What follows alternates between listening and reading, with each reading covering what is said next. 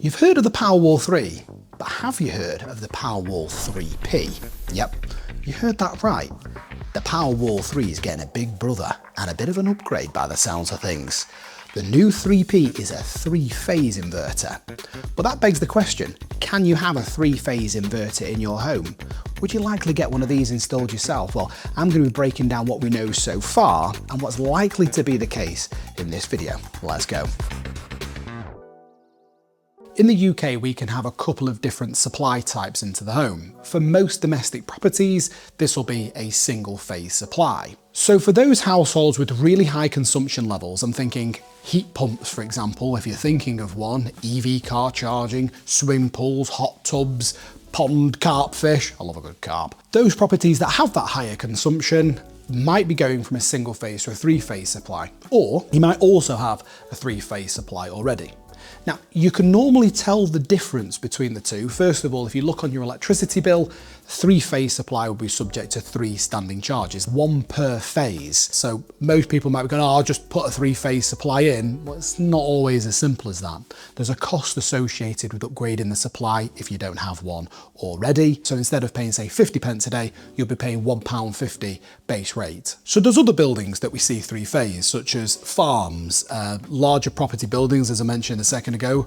We see commercial buildings as well. Pretty much most offices, warehouses, they will have a 3-phase supply. This is where the 3P kind of kicks in for the higher performance, higher consumption households where they need a bit more oomph and where the traditional Powerwall 3 simply wouldn't have been suitable. So there was a setup available with the traditional Powerwall 3, which is essentially 1 Powerwall per phase.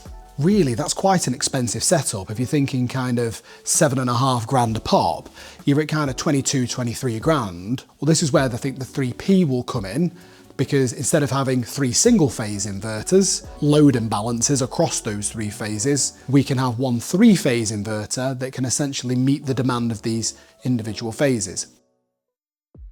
Where do we think this performance will go and what do we think that will look like? Well, the one thing I think would be straightforward to answer would be it's definitely going to have a 3-phase inverter in. So what this will mean is for those properties that have a house backup system. But this gets me to the gateway that does the house backup. Now, the gateway traditionally only used to back up a single phase.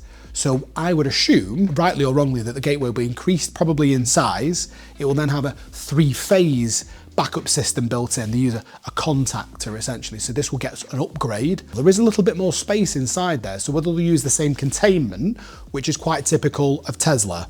Now, Tesla have done this in some of their other product lineups, stuff like their cars, where they use the same chassis, they use the same battery packs, and they try and interchange it to get economies of scale when they're doing mass production. I do think that will probably need to change on the 3-phase gateway. You probably will just need a bit more space as an engineer.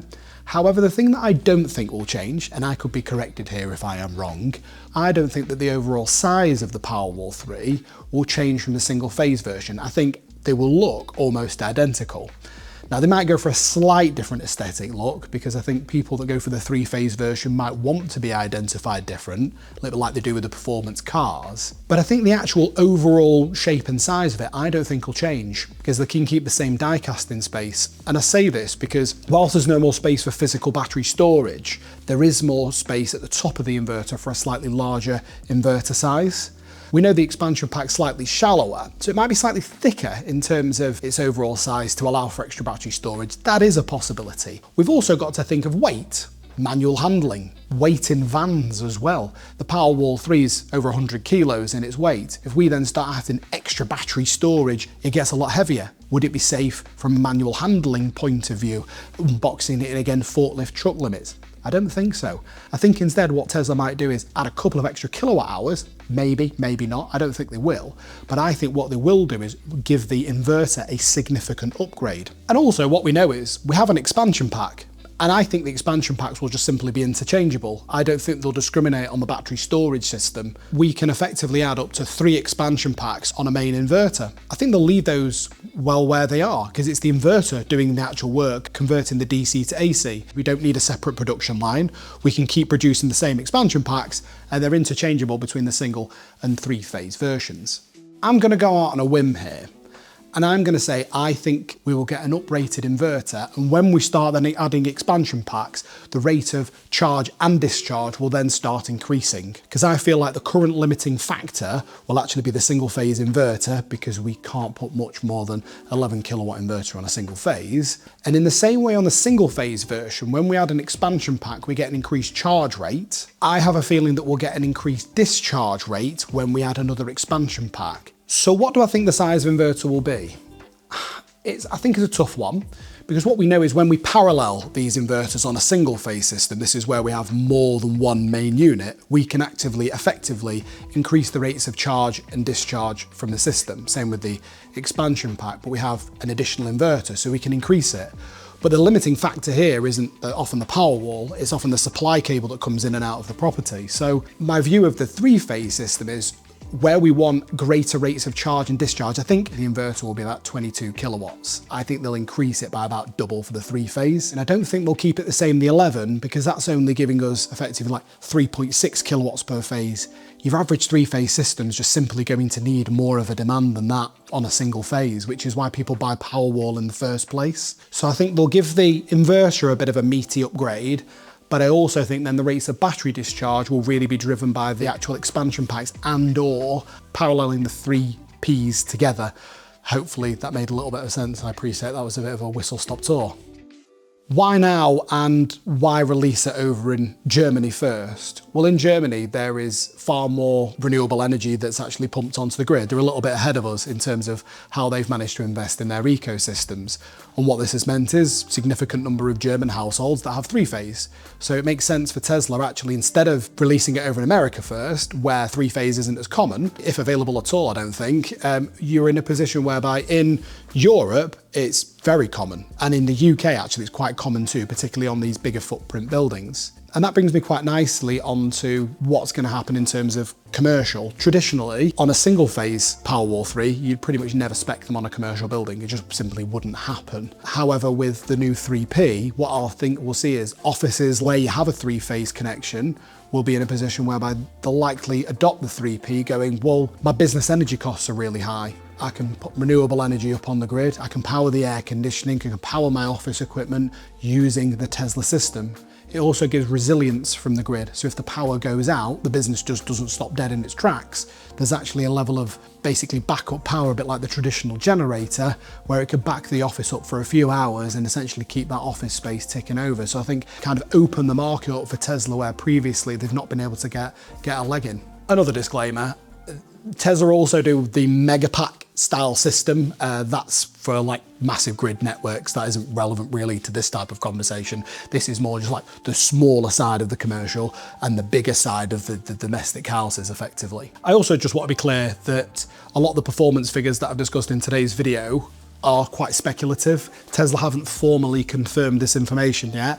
This is just my own hypothesis on the basis of the fact that what they've done with previous products, what other products have done in the market, and I'm kind of drawing inferences between them all. So just in case someone was thinking, where's the facts that sit behind this? Some of it, like the single phase Powerwall, is based upon actual fact. This is the information we can get hold of it. And some of them is a bit of my own engineering spin to give you some insight in what's quite likely. Obviously, when the information about the 3P lands, I'll be doing a revised video and I'll be telling you all the facts and information. So don't forget to like and subscribe to this channel because we'll keep you posted, don't worry. One of the common questions we get about inverters and battery storage is DNO and DNO limitations. I think the good thing about three phases, if you want a G98 application where you get 3.68 kilowatts per phase in terms of your actual export, I think that the DC inverter built into the Powerwall 3, it might have a slight upgrade to it. Like we've seen in the American version, they have 6 maximum power point trackers. So we may well get another 3 inputs. I think if it will go in denominations of 3. If we get a bigger inverter, we may well get the ability to add a bit of extra solar on. But the reality is with the Powerwall 3, we've got 3 maximum power point trackers, 3 separate inputs. Each one can have about 15 solar panels on each. So if we have 45 solar panels, even on a small scale commercial building, that would do the majority of, and if we needed another one, we could just add another Powerwall 3P into the equation. So I don't know whether that'll get much of an upgrade. One of the other considerations we get is around energy tariffs. So this is where we buy energy in an off-peak rate. When we're across 3 phases, we can essentially pull the power in quicker. We now have 3 individual supply cables, effectively, 3 times the bandwidth that we can use in order to be able to pull power in via the inverter to the battery storage. So I think this will open an opportunity for Tesla to be able to do things like virtual power planting, so exporting energy out during peak times when we look in the fullness of time. And I'm sure the Tesla single phase version will get similar upgrades via software. You'll be able to, say, still maintain and have those off-peak tariffs that you're used to with Octopus, but I think it gives an exciting window. I also, and this is very speculative, I've seen in some parts of America, they're starting to do bi-directional EV charging and doing it a little bit different than they do with the Sig Energy side install. They do it via the AC side, which is quite interesting. I've actually got an upcoming video on like my speculation on bi-directional EV charging, where I think that will go, coming up on the channel shortly. So if you follow the channel, you'll be able to see that when it actually comes live. But I really question whether the Tesla 3P will have the future ability to be able to integrate bi-directional EV charging. Look, we've seen it on the Performance Model Y, we've seen it on the Cybertruck over in America, so I just query whether that will be something that's up and coming on the actual Tesla 3P. So things that we don't know so far. Obviously I've speculated about the performance, but we don't know this with concrete evidence. We don't know what the warranties are like. Again, I would assume you'd get 10 years unlimited cycles, but with them being used for more commercial applications, heavy usage, whether they will change that, increase it, decrease it, that's a good one. I'm not too sure. I assume the battery chemistry will stay the same because they've kept quite similar, and Tesla have invested quite heavily in a lithium mining plant over in America. So I would assume that that will remain the same, but there is still a little bit of speculation up in the air, and it's going to be quite interesting to see what takes place. From a pricing point of view, we also don't know this information as well. I would assume if your Powerwall 3 fully installed with a gateway is 7.5 grand and without a gateway is 6.5 grand. I'm going to assume we'll be about the 10 grandish mark, but that's purely speculation at this point in time. We can't say for certain. We don't have finalized pricing, but likelihood it's going to be a little bit more expensive if you get the performance that goes with it. But who knows? I think it's going to be interesting to see and find out. There is a launch that's happening over in Berlin where they're going to be releasing a bit more information, and trust me, I'm going to be watching that like a super nerd. So that's all the information I know about the 3P. Thank you so much for taking the time to watch.